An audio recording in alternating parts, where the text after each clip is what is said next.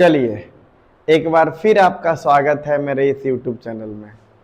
आज हम लोग दर्पण सूत्र सिद्ध करेंगे, ठीक है। अवतल दर्पण में। कौन दर्पण में? अवतल दर्पण में, ठीक। आइए तो क्वेश्चन लिखते हैं हम, है ना, कि अवतल दर्पण में 1/f बराबर 1/v प्लस 1/u क्या करें? सिद्ध करें, ठीक है। या तो बोलेगा अवतल दर्पण में दर्पण सूत्र सिद्ध करें, या तो बोलेगा अवतल दर्पण में 1/f बराबर 1/v प्लस 1/u सिद्ध करें। अब बात आता है कि f क्या है, v क्या है, u क्या है, और उससे पहले बात आता है कि अवतल दर्पण क्या है। आपको बारी बारी से सारा चीज बताते हैं, ठीक है। तो देखिए यहां है ना, ये f है, फोकस दूरी है। f क्या है? फोकस दूरी है। आइए लिखते हैं आपका f क्या है? फोकस दूरी, ठीक है। यहां तक तो कोई दिक्कत नहीं होना चाहिए, है ना, बोर्ड में। चलिए आइए देखिए, f है फोकस दूरी और v है प्रतिबिंब दूरी, प्रतिबिंब दूरी, और u है वस्तु दूरी, ठीक है। यानी हमको दर्पण सूत्र में सिद्ध करना है 1/f बराबर 1/v प्लस 1/u, ठीक है। आइए सबसे पहले अवतल दर्पण को पारते हैं, ठीक है। ये रहा हमारा अवतल दर्पण। किसका भाग होता है? तो गोलीय दर्पण का। गोलीय दर्पण का दो भाग, उत्तल दर्पण और अवतल दर्पण। तो हम सिद्ध कर रहे हैं कौन सा दर्पण में? अवतल दर्पण में। अवतल दर्पण कहते किसको हैं? गोलीय दर्पण को जब बाहर से रजित करते हैं या जिसका परावर्तक सतह धसा हो उसे क्या बोलते हैं? अवतल दर्पण, ठीक है। देखिए जब बाहर से रंग देंगे इसको, जब बाहर से क्या करेंगे? रंग देंगे इसको, तो इसका परावर्तक सतह क्या हो गया? धस गया, ठीक। हम आपको प्रधान अक्ष, ध्रुव, सारा चीज पहले बता चुके हैं। आइए एक बार फिर देख लेते हैं। गोलीय दर्पण के केंद्र को वक्रता केंद्र कहते हैं, ठीक। और जब प्रकाश की किरण वक्रता केंद्र से होकर दर्पण तक जाती है तो उसको क्या बोलते हैं? प्रधान अक्ष, ठीक। और दर्पण के जिस बिंदु पर जाती है उसे क्या बोलते हैं? फोकस। और दर्पण में सभी दूरियां फोकस दूरी से मापी जाती है, ठीक है। सॉरी, दर्पण में सभी दूरियां ध्रुव से मापी जाती है, ठीक है। अब इसमें जो ये सब आ रहा है, f आ रहा है, v आ रहा है, u आ रहा है, बोले तो फोकस दूरी आ रहा है, प्रतिबिंब दूरी आ रहा है, वस्तु दूरी आ रहा है, ये सब किस किस चिन्ह में होगा? तो हम लोग चिन्ह परिपाटी पढ़ चुके हैं कि दर्पण के बाईं ओर, दर्पण के दाईं ओर नहीं, दर्पण के बाईं ओर, बोले दर्पण के सामने, दर्पण के सामने जितना भी रहेगा सब रहेगा माइनस में। कोचिंग में रहेगा माइनस में, यानी इसमें फोकस दूरी कोचिंग में रहेगा ऋणात्मक, इसमें वस्तु दूरी क्या रहेगा? ऋणात्मक, इसमें सॉरी प्रतिबिंब दूरी क्या रहेगा? ऋणात्मक, इसमें वस्तु दूरी भी क्या रहेगा? ऋणात्मक, ठीक है। यानी फोकस दूरी, वस्तु दूरी और प्रतिबिंब दूरी, प्रतिबिंब दूरी और वस्तु दूरी सब कोचिंग में रहेगा ऋणात्मक। किससे? चिन्ह परिपाटी से, ठीक है। जब फोकस दूरी ऋणात्मक है तो इसमें वक्रता त्रिज्या का भी चर्चा होता है, तो वक्रता त्रिज्या भी कोची होगा? ऋणात्मक भी होगा, ठीक है। कहां से? चिन्ह परिपाटी से। कहां से? चिन्ह परिपाटी से, चिन्ह परिपाटी से। बात समझ में आया? चलिए आइए अब इसमें हम वस्तु पारते हैं। ये हमारा यहाँ वस्तु है, यहाँ टकराया और जहां से गुजरा उसको क्या बोलते हैं? फोकस। क्या बोलते हैं? फोकस, ठीक है।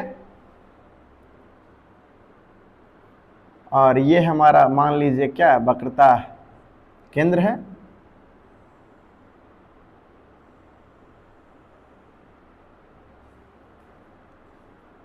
ये हमारा वक्रता केंद्र है और ये यहाँ से गया और यहाँ से लौटा और ये जहाँ से जाएगा और वहीं बिना विचलन के लौटेगा।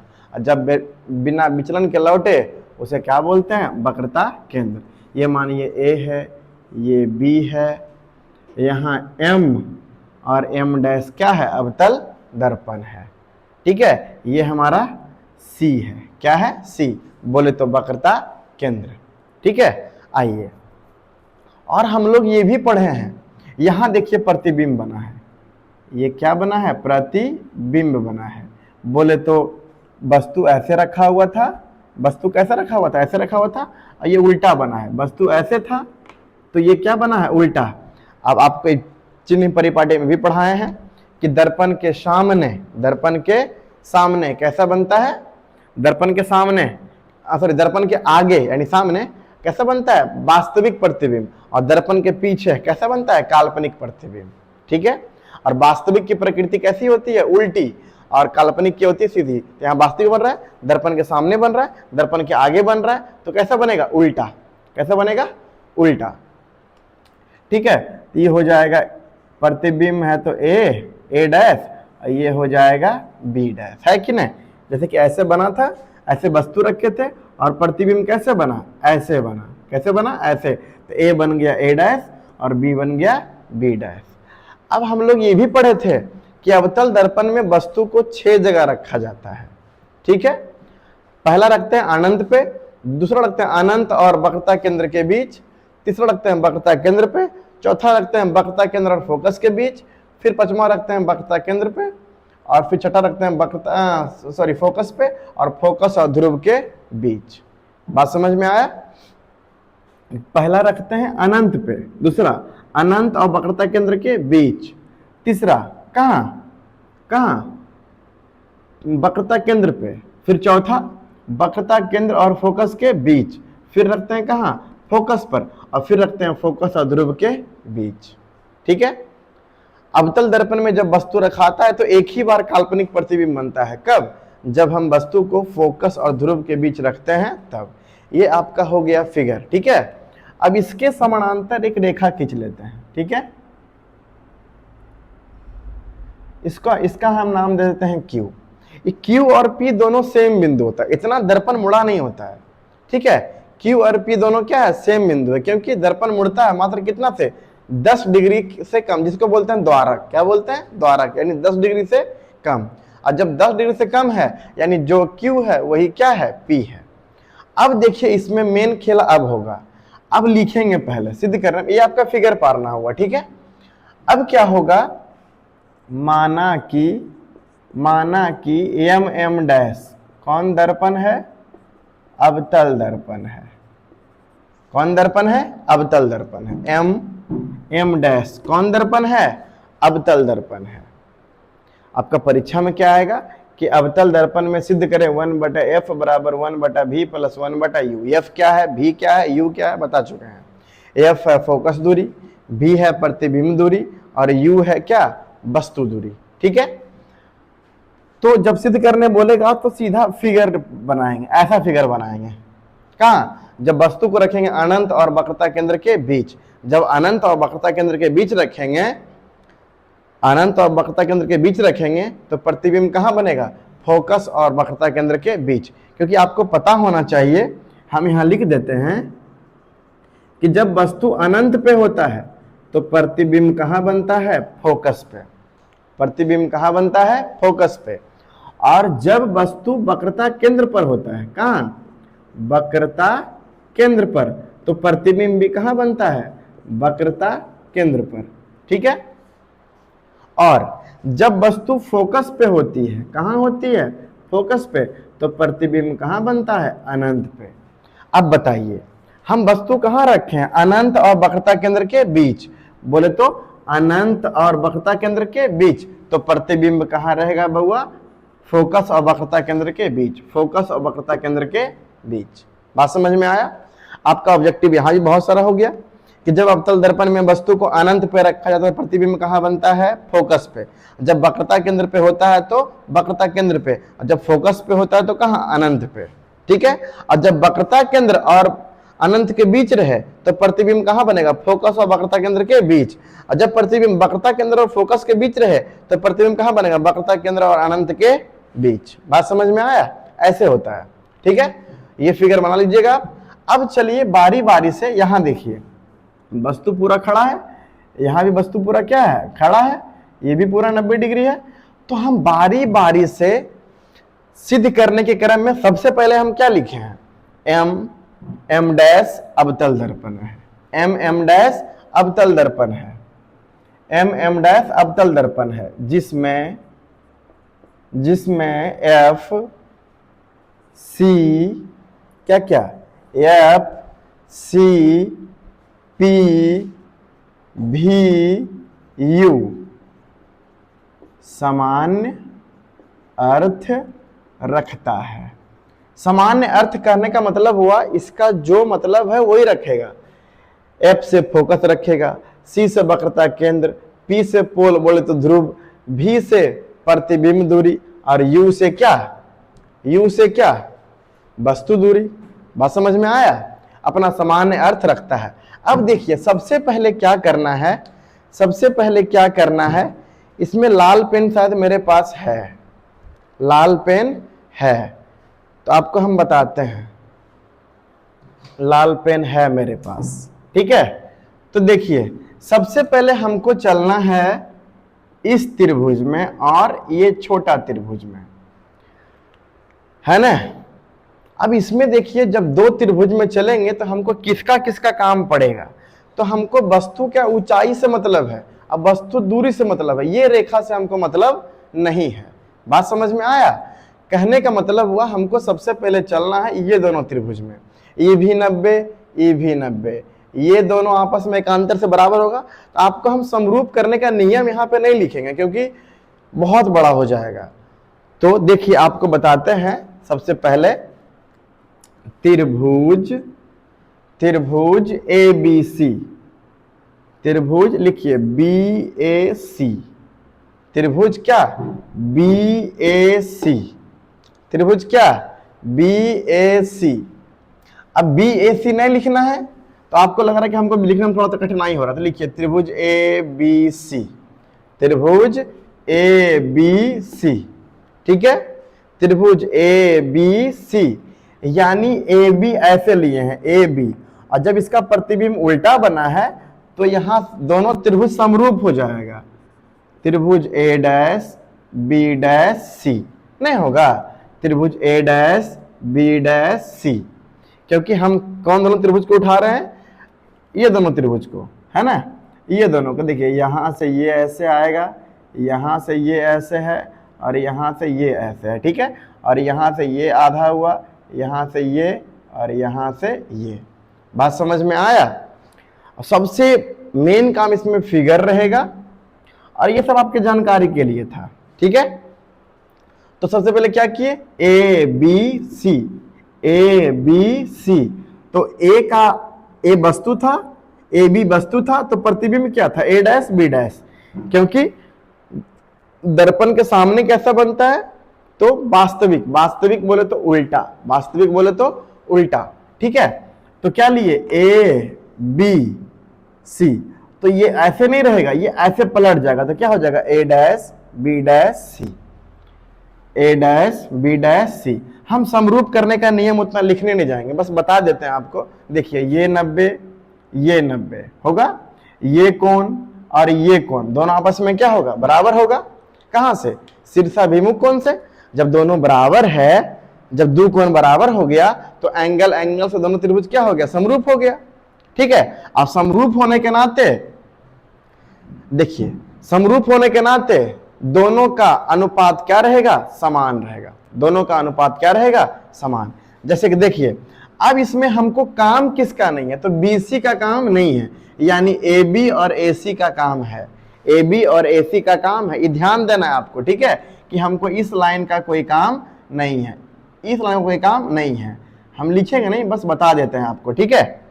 चलिए, तो क्या हो गया, क्या हो जाएगा, ए बी का काम है, हाँ है, ए बी का काम है। जब ए बी लिए हैं, जब वस्तु ऊंचाई लिए हैं, तो बस प्रतिबिंब की ऊंचाई भी लेंगे। तो बताइए क्या हो जाएगा, A dash B dash, A dash B dash होगा कि नहीं। इस नाते भी देखिए A B, A dash B dash हुआ कि नहीं। दो तरीका है, ठीक है, कि ए बी फर्स्ट सेकेंड और इधर भी फर्स्ट सेकेंड, क्या हो जाएगा, ए डैश बी डैश, ठीक है। अब देखिए हमको बीसी का काम नहीं है, यहाँ बीसी का काम नहीं है, तो किसका काम है, एसी का। किसका काम है, एसी का। किसका काम है, एसी का। तो इधर हो जाएगा एसी और इधर क्या हो जाएगा, इधर हो जाएगा ए डैश सी। इधर क्या हो जाएगा, ए डैश सी। कहने का मतलब फर्स्ट लास्ट और क्या बउआ, फर्स्ट लास्ट, है कि नहीं, है कि नहीं। तो हमको किसका काम नहीं था, तो बीसी का काम नहीं था, तो क्या कर दिए, ए बी यानी वस्तु दूरी, सॉरी वस्तु का ऊंचाई और केंद्र से दूरी, यानी ए बी बटा ए सी, ए बी बटा ए सी, ए बी और ए सी। इधर क्या लिए, ए डैश बी डैश, इधर क्या ले लिए, ए डैश सी। बात समझ में आया कि वस्तु की ऊंचाई और प्रतिबिंब की ऊंचाई, वस्तु की ऊंचाई बटे प्रतिबिंब की ऊंचाई, यानी कि ए बी बटा ए डैश बी, ए बी बटा ए डैश बी, ए बी बटा ए डैश बी और ए सी बटा ए डैश सी, ठीक है, ए सी बटा ए डैश सी। बात समझ में आया। लेकिन आपको भी हम बताए थे कि दर्पण में सभी दूरियां ध्रुव से मापी जाती है, दर्पण में सभी दूरियां ध्रुव से मापी जाती है। तो चलिए आइए लिखते हैं। तो क्या हो जाएगा, ए बी बटा ए डैश बी डैश, ये तो ठीक है, ए बी बटा ए डैश बी डैश। और इधर क्या हो जाएगा, ए सी। इधर क्या कौन है, ए सी।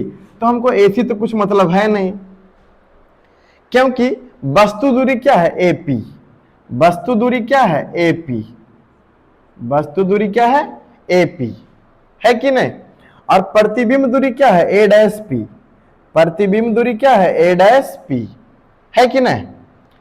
और ये त्रिज्या कितना है, सी से लेके पी, सी से लेके पी, सी से लेके पी। और फोकस दूरी क्या है, एफ पी। फोकस दूरी क्या है, एफ पी, है कि नहीं। बात समझ में आया। वस्तु और ध्रुव के बीच की दूरी को वस्तु दूरी कहते हैं, जिसे U से सूचित किया जाता है। प्रतिबिंब और ध्रुव के बीच की दूरी को प्रतिबिंब दूरी कहते हैं, जिसे V से सूचित किया जाता है। F और यानी फोकस और ध्रुव के बीच की दूरी को फोकस जैसे छोटकी F से सूचित किया जाता है। C और P यानी वक्रता केंद्र और ध्रुव के बीच की दूरी को वक्रता त्रिज्या कहते हैं, जिसे बड़की R से सूचित किया जाता है, ठीक है। यानी कि हमको AC का काम यहाँ पे नहीं है। अब बताइए AC का काम नहीं है तो AC कैसे निकलेगा, तो AC निकल जाएगा AP।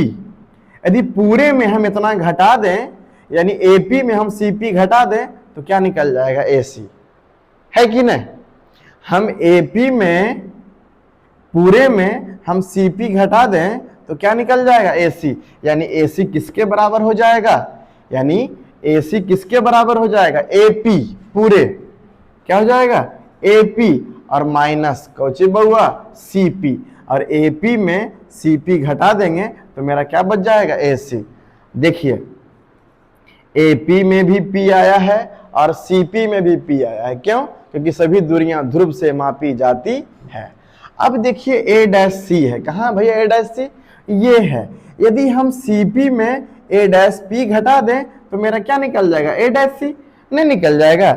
जैसे कि ये पूरा हुआ CP, पूरा क्या हुआ, CP, पूरा क्या हुआ, CP, पूरा क्या हुआ, CP। और CP में A डैश P घट जाएगा, A डैश P घट जाएगा तो मेरा क्या बच जाएगा, A डैश C। जैसे कि देखिए यहाँ पूरा क्या है, C और P है, यहाँ कौन सी है, A डैश है। यदि ये पूरा सोचिए 20 होगा, ये सोचिए पूरा 20 होगा और ये कितना होगा, 12 होगा, तो ये बताइए कितना होगा, 8 होगा। 8 कैसे होगा, 8 हो जाएगा 20 माइनस 12, 20 माइनस 12, यानी A डैश C निकालने के लिए हमको CP में A डैश P घटाना होगा, CP में ए डैश पी घटाना होगा। बात समझ में आया?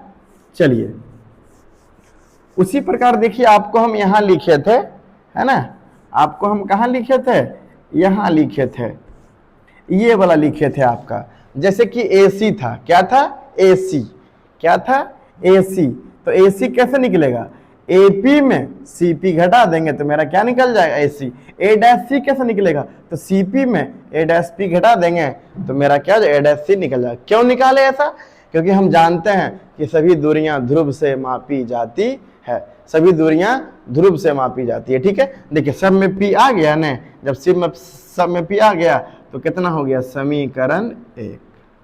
ठीक है, ये दोनों का काम हो गया, ये दोनों का काम हो गया।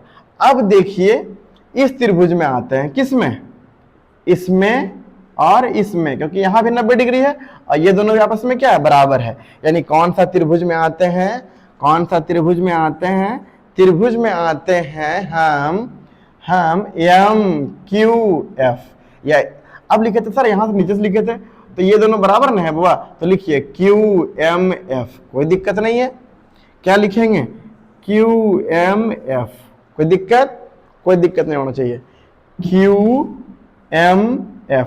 ये सोचिए कि भी वस्तु ही है तो QMF, जब वस्तु पलट गया था तो क्या लिखेंगे, A dash B dash F, क्या लिखेंगे, समरूप त्रिभुज A dash B dash F।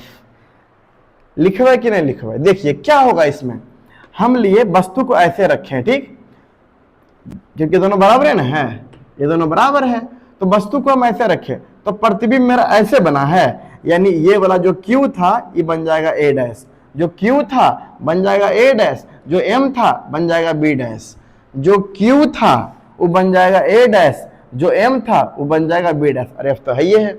अब ये नहीं बोलिए समरूप कैसे हुआ, बताए थे, यहाँ 90 यहाँ भी 90, ये दोनों कोण बराबर, तो एंगल से क्या हो गया, समरूप।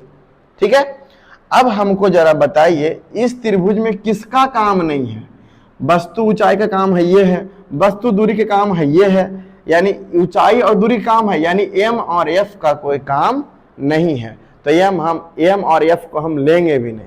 ठीक है, तो चलिए आइए, यानी इसमें MF का काम नहीं था और इसमें BC का काम नहीं था, तो बताइए कहीं भी इसमें BC आया, कहीं BC नहीं आया, तो इसमें भी कौन नहीं आएगा, MF नहीं आएगा, तो बताइए पहले कौन आएगा, QM आएगा, फर्स्ट और सेकेंड, बोले तो ये वाला ऊंचाई, और ये वाला ऊंचाई वस्तु ऊंचाई है, तो ये पलट जाएगा तो क्या बन जाएगा, A डैश B डैश, क्या बन जाएगा, बटे A डैश B डैश, हाँ या नहीं, क्या बन जाएगा, A डैश B डैश। इसके नाते भी, फिगर के नाते भी, और नहीं तो समरूपता के नाते देखिए, फर्स्ट और सेकेंड लिए तो इधर भी लेंगे फर्स्ट और सेकेंड। ठीक है, इधर लिए QM बटे A डैश B डैश। अब हम आपको बताए थे कि इसमें MF का कोई काम नहीं है, MF का कोई काम नहीं है, तो बताइए यहां पर MF लेंगे, नहीं लेंगे, MF लेंगे, नहीं लेंगे, तो क्या लेंगे बाबा, QF, क्या लेंगे, QF, क्या लेंगे, QF, क्या लेंगे, QF, तो इधर क्या लेंगे, A डैश F, क्या लेंगे, A डैश F। ये हो गया फिगर से कि इधर लिए QM, इधर लिए A डैश B डैश, इधर लिए इधर लिए QF, तो इधर लिए A डैश F, ये दूरी और ये दूरी। ठीक है, अब हमको जरा बताइए QM किसके बराबर है, QM किसके बराबर है, तो QM किसके बराबर है, तो AB के बराबर है, AB के बराबर है, तो लिख देंगे AB बटा A dash B dash, A dash B dash बराबर। बताइए Q किसके बराबर है, तो Q P के बराबर, दोनों को एक ही बिंदु माना जाता है, यहां लग रहा है दूरी लेकिन एक ही बिंदु माना जाता है। ठीक है, क्योंकि 10 डिग्री से कम होता है। ठीक है, तो यानी Q की जगह हम क्या लिख सकते हैं, F लिख सकते हैं, सॉरी Q की जगह क्या लिख सकते हैं, P, क्या लिख सकते हैं, P, तो क्या लिखा जाएगा, PF, क्या लिखा जाएगा, PF बटे A dash F, A dash F, A dash F। बताइए कैसे निकलेगा A डैश F, यदि A डैश P में हम FP घटा दें तो क्या निकल जाएगा, A डैश F। देखिए यहाँ पूरा है, ये वाला पूरा है, यहां से लेकर के यहां तक। ठीक है, A डैश P क्या है, ए डैश पी, ए डैश पी, ए डैश पी, और ए डैश पी में जब पी एफ निकाल देंगे तो क्या बच जाएगा, ए डैश एफ, यानी ए डैश एफ किसके बराबर हो जाएगा, किसके बराबर हो जाएगा, तो A dash P minus P F, A dash P minus P F, minus P F, समीकरण 2। आपको पता चला, आपको पता चला। चलिए एक बार और फिर से दोहरा लिया जाए, ठीक है। ध्यान देना है, बिल्कुल ध्यान देना है कि अवतल दर्पण में दर्पण सिद्ध करना था, बोले तो 1/f बराबर 1/v प्लस 1/u, ये फिगर पारना था, फिगर पार लिए। हम लोग जानते थे कि जब अनंत और वक्रता केंद्र के बीच रखेंगे तो प्रतिबिंब बनेगा फोकस और वक्रता केंद्र के बीच, ठीक है। और कैसा बनेगा, उल्टा, कैसा बनेगा, उल्टा, ठीक है। तो ये जो ऐसे रखे थे ए बी, प्रतिबिंब ऐसे नहीं बना, ये ऐसे बना था, कि नाम क्या दे दिए, ए को दे दिए ए डैश और बी को दे दिए बी डैश, ठीक है। उसके बाद बारी बारी से एक बार ई दोनों त्रिभुज में और एक बार ई दोनों त्रिभुज में, ई दोनों त्रिभुज आपस में समरूप है, आपस में अब समरूप लिखने लग जाएंगे तो बहुत बड़ा हो जाएगा, इसमें समरूप हम लिखेंगे नहीं, ठीक है, बस बता देंगे ये 90, ये 90, ये दोनों कोण बराबर। जब दो कोण बराबर हो जाए तो समरूपता का नियम पालन हो जाता है, यानी कि ए B C, A B C समरूप A dash B dash C, A B C समरूप A dash B dash C. दोनों जब समरूप है तो हमको बताइए किसका काम नहीं बताए थे अभी हम, बी सी का काम नहीं बताए थे, तो हो जाएगा ए बी यानी वस्तु की ऊंचाई बटे प्रतिबिंब की ऊंचाई, यानी ए बी बटे A dash B dash, A B बटे ए डैश बी डैश। और क्या बताया कि बी सी काम नहीं है, यानी ए सी काम है, तो ए सी बटा ए डैश सी, ए सी बटा ए डैश सी, ए सी बटा ए डैश सी, ए सी बटा ए डैश सी। हमको ए सी का काम नहीं था, ए सी का काम हमको नहीं है। अब ए सी का काम होता तो गर्मी थोड़ी ना लगता, सॉरी बी सी का काम नहीं था, ए सी का तो काम है, ये है, गर्मी लग रहा है तो फिर खत्म कैसे होगा, है ना, कोई बात नहीं है। यानी हमको किसका काम नहीं था, बीसी का काम नहीं था, ठीक है। बीसी मतलब ई वाला बीसी, ऊ वाला बीसी नहीं, ठीक है। तो ये बीसी काम नहीं था हमको, तो बीसी को हम नहीं देखे, तो सिर्फ किसको देखे, वस्तु ऊंचाई प्रतिबिंब ऊंचाई, यानी ए बी बटा ए डैश बी, ठीक है। लेकिन जब यहाँ ए सी निकाल दिए हम, तो ई वाला ए सी का काम हमको नहीं है, ई वाला ए सी का काम हमको नहीं है। तो जब ए सी नहीं है तो बताइए कैसे होगा, जब ए सी नहीं तो कैसे होगा, ए पी में से सी पी घटा देंगे, पूरे में सी पी जब घटा देंगे तो मेरा क्या बच जाएगा, ए सी, यानी ए सी बराबर क्या हो जाएगा, A P minus C P, क्या हो जाएगा, A P minus C P, ठीक है। अब हम देखें ए डैश सी, ए डैश सी का भी कुछ नहीं होता है, तो इतना कैसे निकलेगा, जब सीपी में ए डैश पी घटा देंगे तब, जब सीपी में ए डैश पी घटा देंगे तब, जब सीपी में ए डैश पी घटा देंगे तो पी होना जरूरी है, क्योंकि सभी दूरियां कहाँ से मापी जाती है, सभी दूरियां ध्रुव से मापी जाती है। जैसे कि वस्तु और ध्रुव के बीच की दूरी को वस्तु दूरी, प्रतिबिंब और ध्रुव के बीच की दूरी को प्रतिबिंब दूरी, फोकस और ध्रुव के बीच की दूरी को फोकस दूरी, वक्रता केंद्र और ध्रुव के बीच की दूरी को वक्रता त्रिज्या, ठीक है।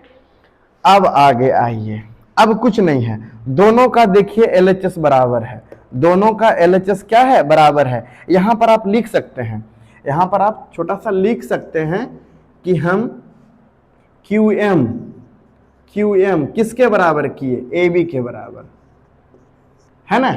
QM किसके बराबर है, तो AB के बराबर है। और Q किसके बराबर है, Q किसके बराबर है, तो P के बराबर है ना। Q किसके बराबर है, तो P के बराबर है।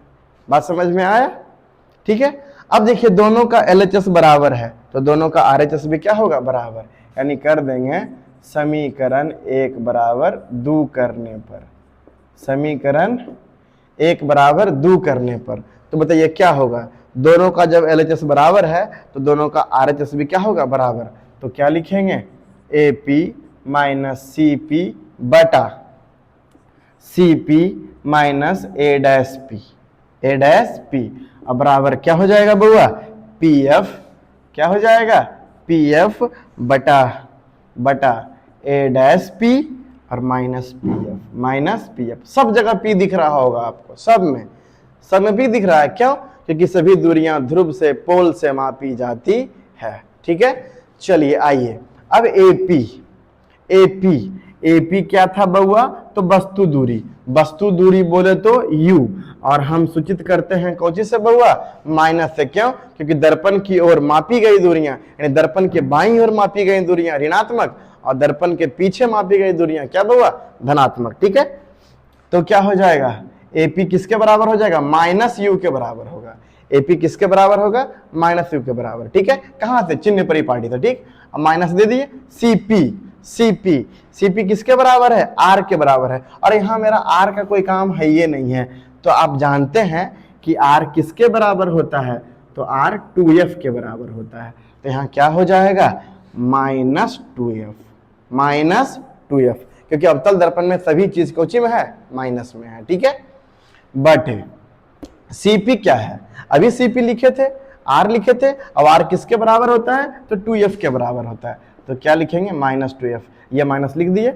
अब देखिए ए डैश पी क्या है? ए डैश पी यानी कि प्रतिबिंब और फोकस के बीच की प्रतिबिंब और ध्रुव के बीच की दूरी को प्रतिबिंब दूरी, और प्रतिबिंब दूरी को भी से, और भी कोची में रहता है? माइनस में, तो हो जाएगा माइनस भी। बात समझ में आया? बराबर बोलिए फोकस और ध्रुव के बीच की दूरी को, फोकस दूरी जिसे एफ से सूचित करते हैं, लेकिन ये कोची में रहता है? माइनस में। कोची में रहता है? माइनस में। ठीक है, चलिए आइए फिर ए डैश पी है, तो ए डैश पी किसके बराबर था? ए डैश पी किसके बराबर था? प्रतिबिंब दूरी बोले तो माइनस भी, और ये दे दिया माइनस, और पी एफ कितना था? माइनस एफ के बराबर। ठीक है, मेन लाइन यहीं पे है। ठीक है, कि हम लोग पढ़े थे कि चिन्ह परिपाटी में सब चीज कुछ होता है, वो अवतल दर्पण में माइनस में होता है, क्योंकि एक के जगह प्लस होगा। कब? जब प्रतिबिंब कहां बनेगा? दर्पण के पीछे बनेगा तब। ठीक है, चलिए आइए बोलिए माइनस यू लिख दिए, माइनस प्लस 2f। ठीक है, बटे माइनस 2f लिख दिए, और प्लस क्या लिख दिए? भी, बराबर क्या हो गया? माइनस एफ बटे माइनस भी और plus F, minus plus F. अब क्रॉस मल्टीप्लीकेशन कर देंगे। ठीक है, मामला क्या हो जाएगा? सेट हो जाएगा। चलिए माइनस यू गुना माइनस भी प्लस यू भी, नहीं हो जाता? यू गुना भी। अब minus you Guna plus F, तो माइनस यू एफ होगा।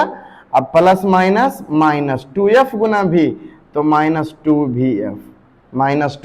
एफ। अब प्लस प्लस प्लस हो जाएगा, तो हो जाएगा 2f स्क्वायर। 2f गुना f क्या हो जाएगा? 2f square. ठीक है, चलिए आइए माइनस टू गुना माइनस एफ, तो प्लस 2f स्क्वायर हो जाएगा, और प्लस माइनस भी गुना एफ क्या हो जाएगा? भी एफ। देखिए ये दोनों कट जाएगा, 2f स्क्वायर कट गया। अब बताइए क्या बचा? इधर क्या बचा? यू भी minus U F minus 2vf, और इधर आके प्लस क्या हो जाएगा? vf बराबर क्या हो जाएगा? 0, बराबर क्या हो जाएगा? 0। तो बताइए क्या बचा? यू भी माइनस यू एफ और माइनस vf बराबर क्या हो जाएगा? 0, बराबर क्या हो जाएगा? 0। vf में से 2vf गया तो माइनस vf। ठीक है, अब लिखेंगे दोनों तरफ, कौची? दोनों तरफ uvf से क्या करने पर? भाग देने पर, uvf से भाग देने पर। तो बताइए ऊपर क्या था? ऊपर क्या आया था? uv आया था, uv आया था। अब किससे भागा देंगे? uvf से। किस रूप में लाने के लिए? इस रूप में लाने के लिए। ठीक है, इस रूप में लाने के लिए। ठीक है, माइनस क्या बचा? uf, ऊपर क्या था? uf, और नीचे क्या था? uvf। अब कोई पूछे भागा क्यों दिए uvf से, तो क्या बोलना है कि हमको इस रूप में क्या करना था? बदलना था। ठीक है, माइनस vf बटा क्या देंगे?